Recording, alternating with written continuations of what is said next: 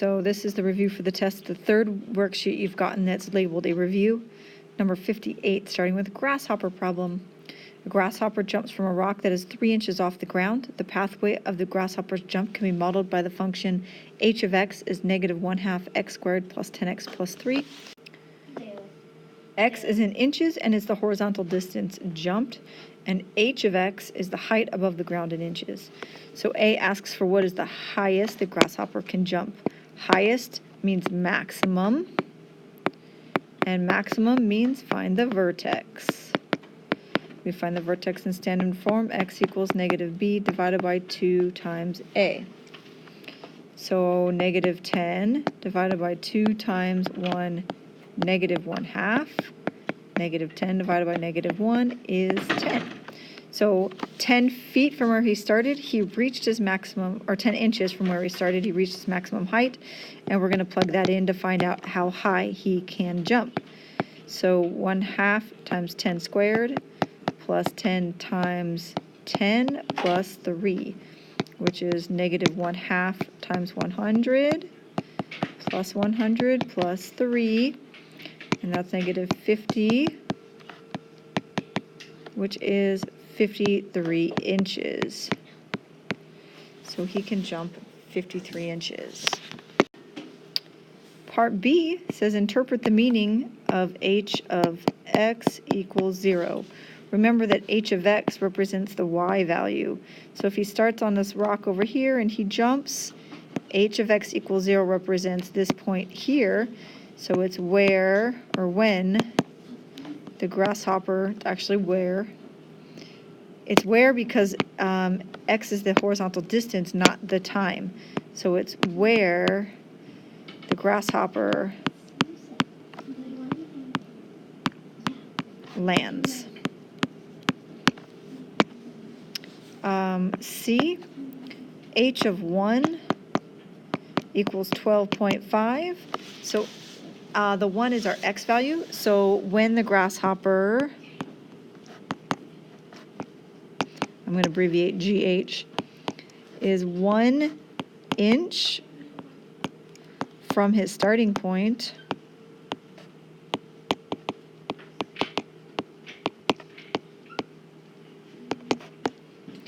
he is 12.5 inches off the ground. That's what that point means. So when it's asking you to interpret a point, you're writing a sentence. D says, how far horizontally was the grasshopper able to jump? So that is when you want to find out what x was when the y is 0. So let me clear off some space here. So for part D, we're finding 0 equals -1/2 x squared plus 10x plus 3. And we're going to plug in a is -1/2, b is 10, and c is 3 to the quadratic formula. So -b plus or minus the square root of b squared minus 4 times -1/2. That looks like a 7.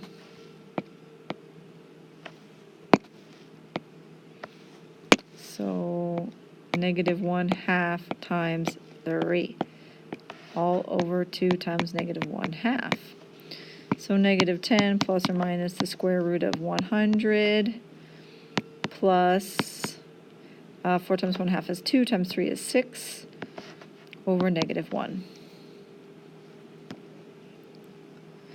And then that gives me -10 plus or minus the square root of 106 over -1, which is -10 plus or minus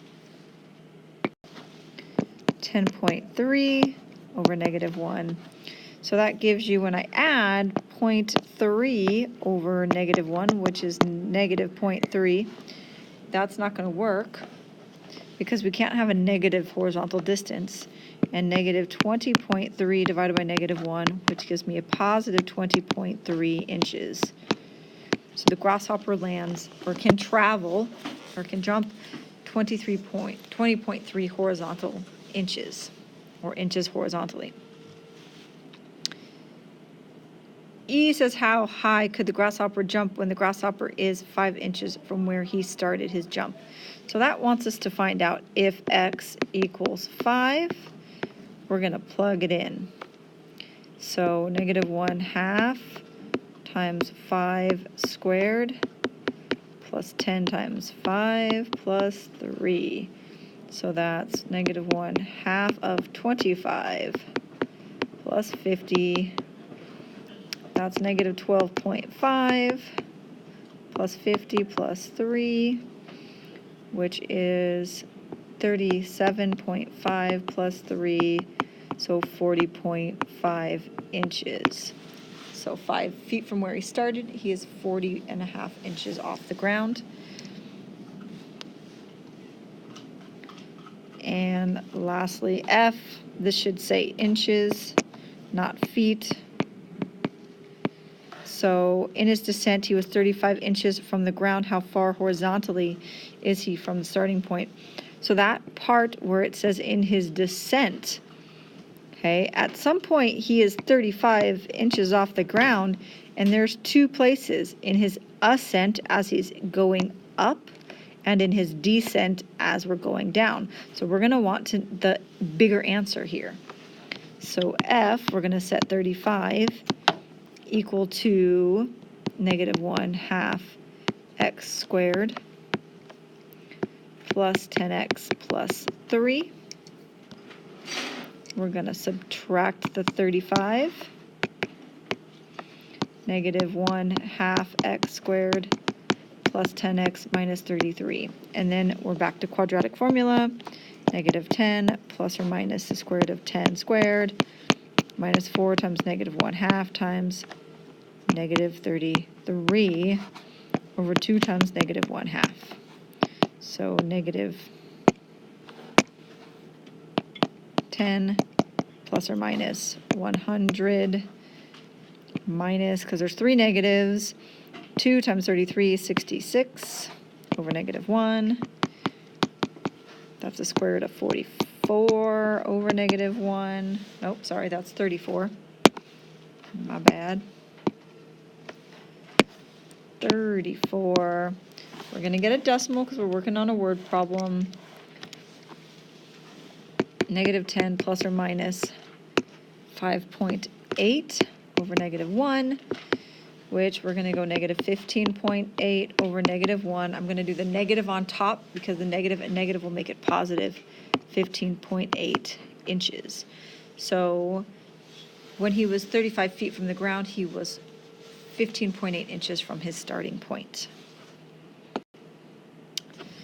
The next set of problems deal with the product of 2 consecutive integers. Consecutive integers are ones that follow each other, like 7 and 8, 10 and 11. Consecutive even would be 10 and 12. Consecutive odd would be 11 and 13. So we label the first integer n, and if we're looking at consecutive integers, we add 1 to get to the next number, so the second integer is n plus 1. N plus 1. If we're looking at consecutive even or consecutive odd, these numbers are 2 apart, so the second number is n plus 2. So for number 2, it's the product of 2 consecutive odd integers. Product means multiply. So we're going to have n times n plus 2, and that product equals 63. We don't want you to guess and check on this. We want you to show your work. So if this problem were on the test, you would need to show your work for it. So we get n squared plus 2n equals 63. N squared plus 2n minus 63 equals 0. And we can factor it. If we're getting integer answers, it's going to be factorable. N plus 9 and n minus 7 equals 0. So n is negative 9 and 7. This gives me 2 different n's, and the n is the first integer that we did here, this first integer. So we have 2 sets of answers. If the first integer is negative 9, the next one is negative 7. So it could be negative 9 and 7, or if the first integer is 7, the next integer is 9. So we can get 7 and 9. Okay, so now that's number 2. Let's look at number 3. two consecutive integers, so that would be n times n plus 1 equals 20. And we get n squared plus n equals 20. N squared plus n minus 20 equals 0. And we get n plus 5 and n minus 4. So my n are negative 5 and positive 4. So negative 5 and 4, or negative 5 and negative 4, or 4 and 5. Those are our two sets of consecutive integers. Number 4, the product of two consecutive even integers is 48. That's again n times n plus 2. That's consecutive even equals 48. And we get n squared plus 2n. I'm going to subtract the 48 as I write this out. And that's n plus 8 and n minus 6.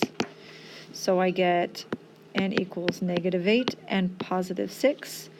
So negative 8 and negative 6, or 6 and 8. You would need to list both sets of answers because both of them work.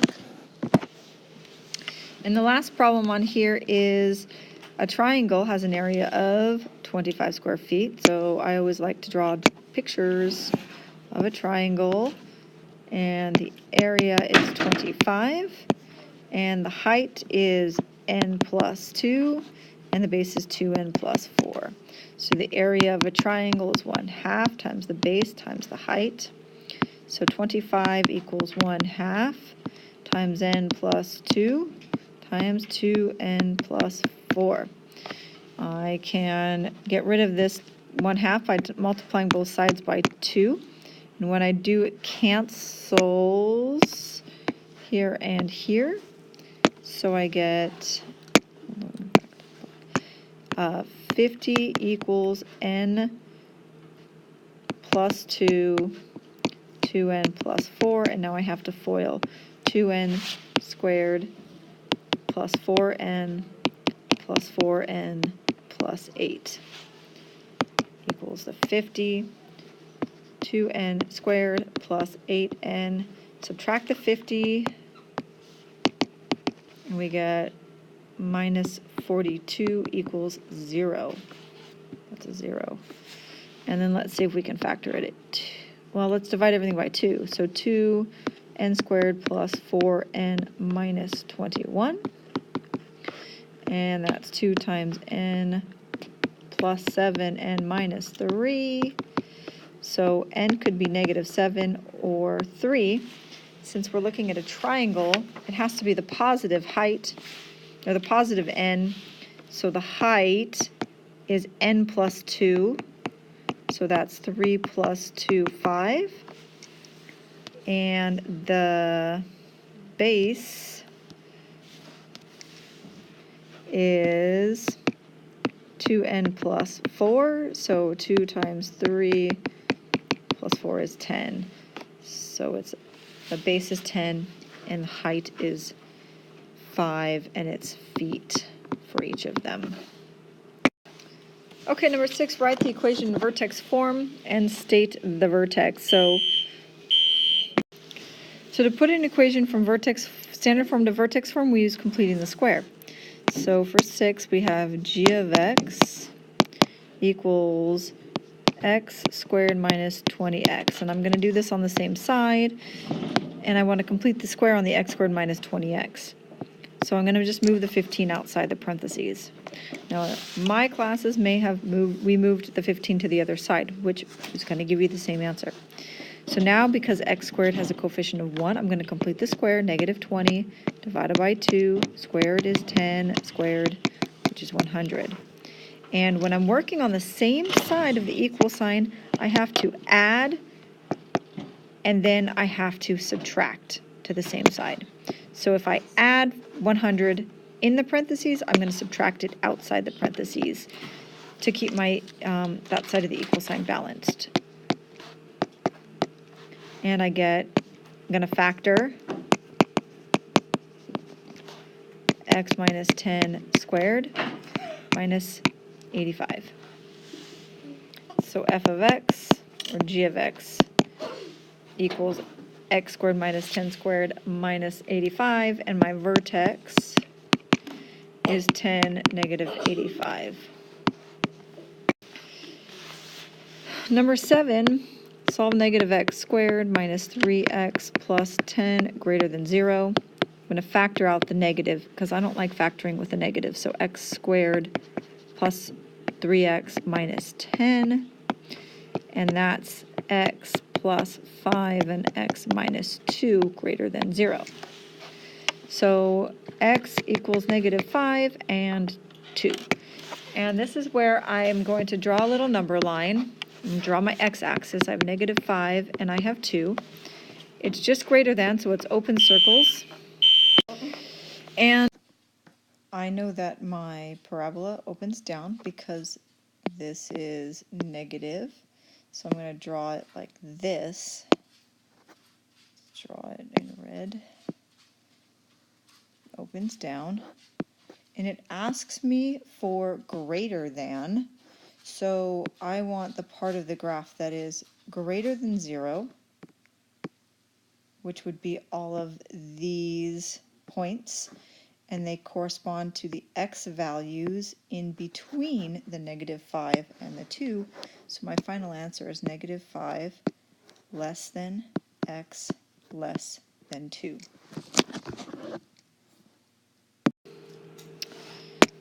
Number 8, 4 times I to the 26th power. Remember that I to the first is I. And we use the remainder to help us figure out which one of these it is. I squared equals negative 1. I cubed equals negative I. And I to the fourth equals 1. So it cycles in a pattern of 4. So we take the exponent 26 and we divide it by 4 to get the remainder. 4 goes into 26 6 times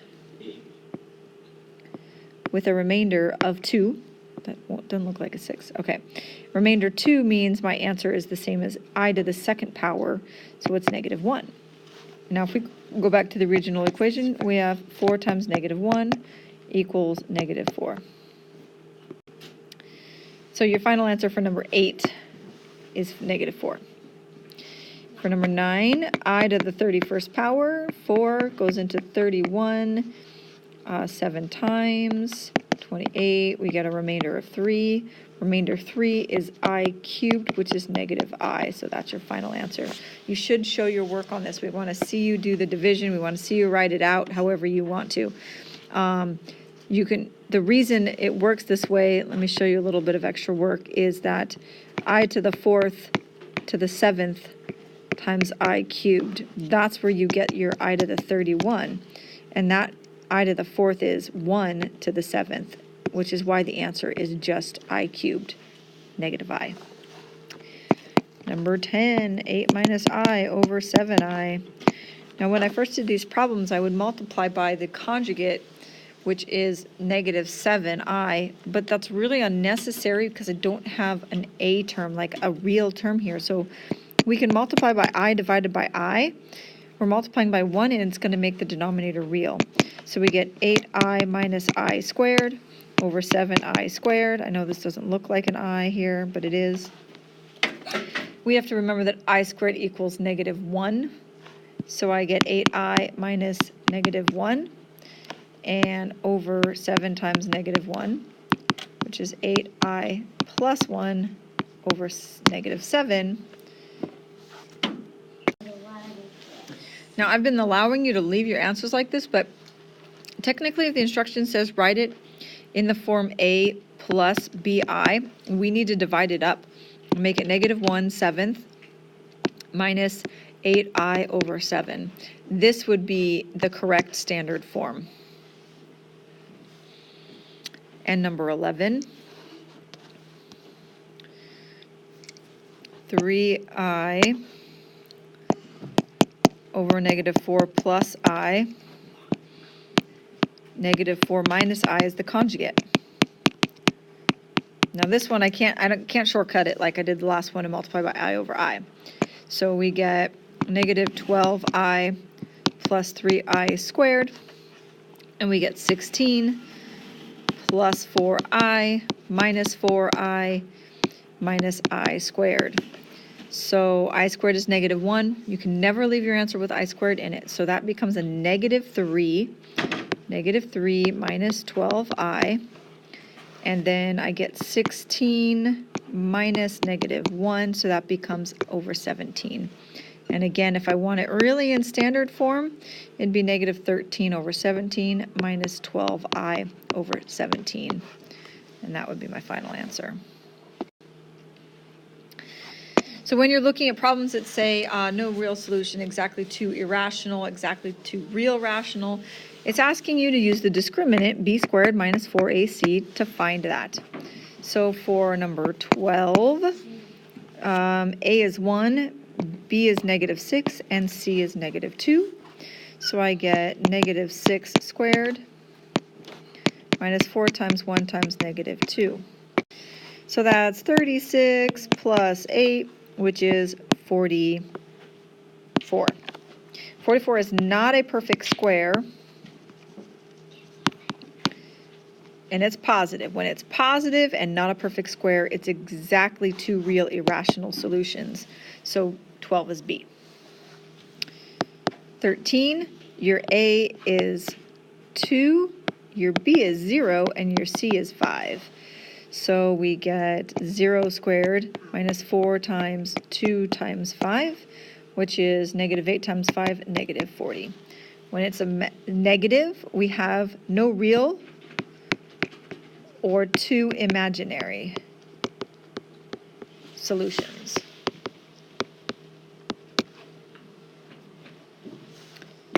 Number 14, A is negative 1, B is 3, and C is 0. So we get 3 squared minus 4 times negative 1 times 0, which is 9, which is a perfect square. Oh, so this is A, which means 2 real rational, so 14 is C. Number 15, graph g of x equals, or is greater than, sorry, not greater than or equal to, is greater than x plus 5 squared minus 4. This is in vertex form. My vertex is negative 5, negative 4. And then we're going to use a table to finish graphing this. So if I have negative 5, I'm going to choose negative 6 and negative 7. I know I get negative 4. So that's negative 6 plus 5 squared minus 4, which is negative 1 squared, which is 1, minus 4 is negative 3. And negative 7 plus 5 squared minus 4 is negative 2 squared, which is 4 minus 4, which is 0. So if I graph this,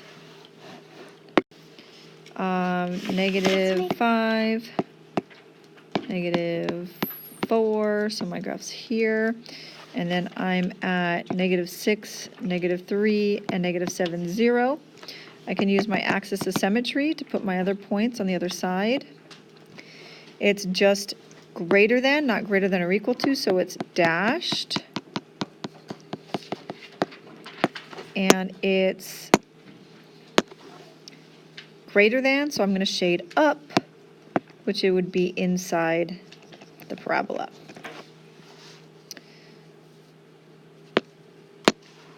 For number 16, I'm going to move this stuff out of the way. I'm going to make this bigger for us. 16 is asking us to identify the solutions. The solutions are where the graph crosses my x-axis. I have 4 in this case. It looks like this is about positive 0.6. This one looks about 1.7 or 1.8. This one looks like it's negative 0.8. And this last one looks like it's about negative 2.8. So you have 4 solutions here, negative 2.8, negative 0.8, 0.6, and 1.8. And that is your set of solutions. Okay, this is important for tomorrow's test. You need to solve using the best method, and you're only allowed to use each method once. So remember that our methods are square root property,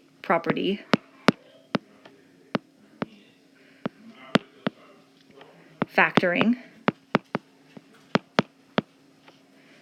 completing the square,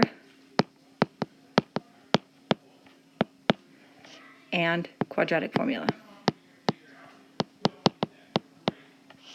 So we kind of go in that order. So when you look at the problems, you want to use what's best. So the first thing you look for is which one can I use the square root property on? Because you're only going to be able to use it on one of them. And that's going to be number 19 because it's missing the bx term. So we're going to use the square root property. Now if I look at number 20 and I add 8 and add 8, I don't want to complete the square because this is an 11. And that's going to give me a fraction. So negative n squared plus 11n plus 8. This looks like it's going to be a good quadratic formula problem because I don't want to complete the square when it's odd in the middle. So this is going to be our quadratic formula.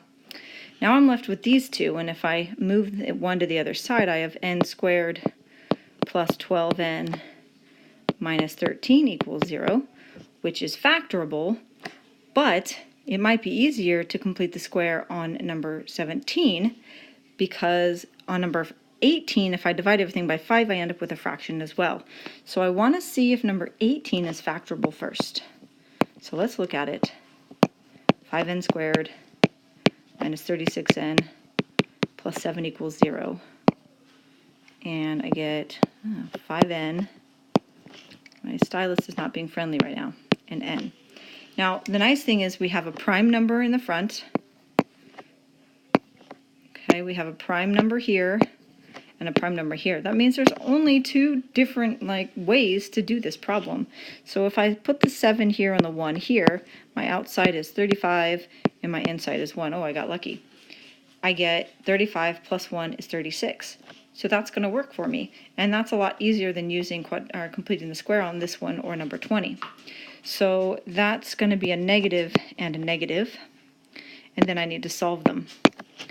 5n minus 1 equals 0, and n minus 7 equals 0. So add 1, divide by 5, I get n equals 1/5, and add 7, and n equals 7. So that's number 18, and looks like factoring was my best bet on that. We'll go back to number 17, and since we used factoring already, I've got to complete the square, but that shouldn't be too bad because I have an even n term here. So n squared plus 12n equals 13. And we take our b term, divide it by 2, and square it. That's my dog. He won't leave me alone right now. It's 36. We're going to add 36 to both sides. So we get n plus 6 squared equals 39. And then we solve by taking the square root, plus or minus the square root. We get n plus 6 equals plus or minus the square root of 39. These set of problems you will not be allowed to use a calculator on, so we don't want decimal approximations, we want simplified square roots. 39 is 13 and 3, which can't be simplified, so we'll subtract 6, and we get n equals negative 6 plus or minus the square root of 39. So that is 17 and 18. We said 19 we're going to use the square root property, so let's move this stuff out of the way for a little bit. And I get 14n squared plus 20 equals 0. So I'm going to minus the 20. 14n squared equals negative 20. And I don't want to take the square root yet because I can't take the square root of 14, so I want to divide by 14. And we get n squared equals negative, let's reduce it, 10/7. And then we'll take the square root of both sides. And n equals plus or minus I square root 10 over square root 7. And I have to rationalize that denominator, plus or minus I square root 70 over 7.